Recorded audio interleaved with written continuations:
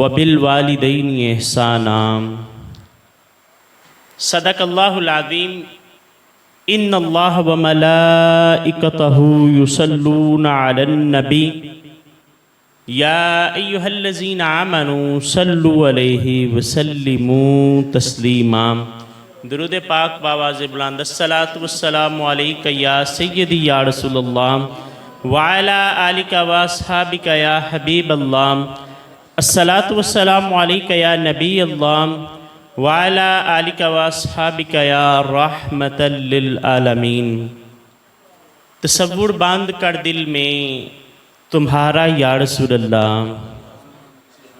तसव्वुर बांध कर दिल में तुम्हारा या रसूल अल्लाह। खुदा का कर लिया हमने नज़ारा या रसूल अल्लाह। खुदा का वो नहीं होता, खुदा उसका नहीं होता, जिसे होना नहीं आता तुम्हारा या रसूल अल्लाह। और पीर मेहर अली शाह रहमतुल्लाह अलैह जब उस तस्वीर को देखते हैं तो आप कहते हैं इस सूरत नू मैं जान आखां, इस सूरत नू मैं जान आखां, जाना के जाने जहान आखां। सच आखां ते रब दी मैं शान आखां, जिस शान तो शाना सब बनियां।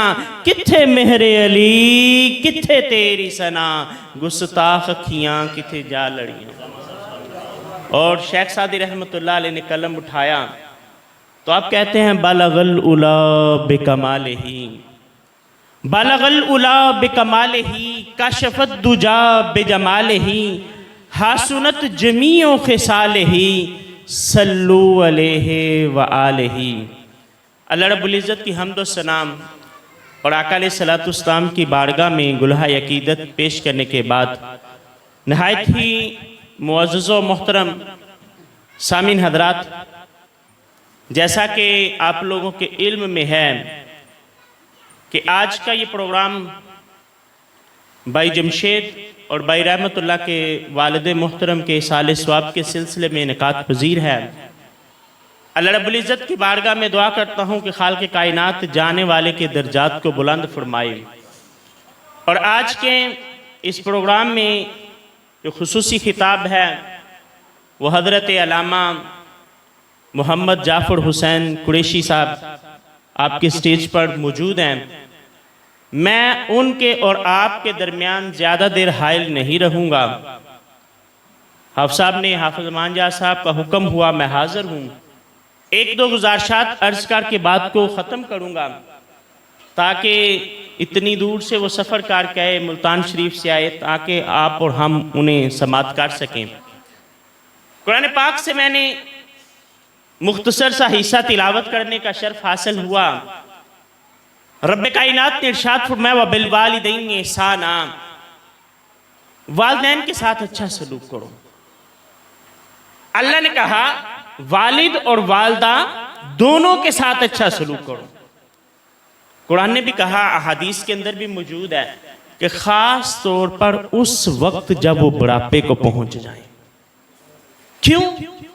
जब वालिदैन बूढ़े हो जाते हैं ना, जब जवानी होती है, तवानाई होती है, ताकत होती है, इंसान हर काम कर लेने की ताकत रखता है, लेकिन जब बूढ़ा हो जाता है, ज़ईफ़ हो जाता है, मुहताजी आ जाती है, फिर वालिदैन की ये ख्वाहिश होती है और कोई नहीं तो कम अज़ कम हमारी औलाद हमें तवज्जो ज़रूर दे। वालिदैन हमसे कोई पैसों का तकाजा नहीं करते, वालिदैन हमसे कोई बड़े मकान और बैंक बैलेंस का तकाजा नहीं करते। उस उम्र में सबसे ज्यादा जिस चीज की उन्हें जरूरत होती है वो ये चाहते हैं कि हमारी औलाद हमारे पास बैठे, हमसे बात करे, हमसे मशवरा करे। और हमारे लिए उसके लिए भी, हमारे पास उसके लिए भी वक्त नहीं होता। माँ के बारे में फरमाया करीम आका अलैहिस्सलातु वस्सलाम ने कि अल्लाह रब्बुल इज़्ज़त ने जन्नत माँ के कदमों तले रखी। और बाप के बारे में फरमाया कि अल्लाह रब्बुल इज़्ज़त ने बाप को जन्नत के दरमियानी दरवाजे का दर्जा अता फरमाया। थोड़ा सा अगर हम समझे, ये बड़ी बड़ी इमारतें होती हैं, सरकारी इमारतें, जब आप वहां पर जाएं तो एक मेन गेट होता है और एक उसके साथ छोटा दरवाजा लगा होता है। जब कोई आम बंदा जाता है उसके लिए वो छोटा दरवाज़ा खोला जाता है, वो अंदर चला जाता है। जब प्रोटोकॉल आता है, जब कोई सरकारी अफसर आता है, उसके लिए मेन गेट को खोला जाता है। आप समझें, करीम आका अलैहिस्सलाम ने फरमाया कि माँ के कदमों तले जन्नत है। माँ अल्लाह रब्बुल इज़्ज़त की बारगाह में अर्ज़ करेगी, या अल्लाह कोई बात नहीं, मेरा बेटा है, गुनाहगार है, जैसे भी है इसको जन्नत में दाखिल होने दिया जाए। लेकिन अगर बंदा अपने बाप को राजी करे तो फिर जब क़यामत का दिन होगा तो रब्बे कायनात फरमाएगा, नहीं, इसने अपने बाप को राजी किया है, इसके लिए जन्नत का दरमियानी दरवाज़ा खोला जाए, इसके लिए जन्नत का दरमियानी दरवाज़ा खोला जाए। ये मौजू ऐसा है जिस पर लंबी बात हो सकती है, लेकिन इख्तिताम की तरफ आता हूँ। करीम आका अलैहिस्सलाम से सहाबा ने पूछा, या रसूलल्लाह अलैहि वसल्लम, क्या वालिदैन के जाने के बाद भी उनका कोई हक बाकी रहता है? करीम आका अलैहिस्सलाम ने फरमाया, हाँ, वालिदैन के जाने के बाद भी उनके हकूक बाकी हैं। पूछा गया, या रसूलल्लाह अलैहि वसल्लम, उनका क्या हक है? तो प्यारे आका सल्लल्लाहु अलैहि वसल्लम ने फरमाया, ऐ मेरे सहाबा, वालिदैन का जाने के बाद सबसे पहला हक ये है कि उनकी नमाज जनाजा को अदा किया जाए।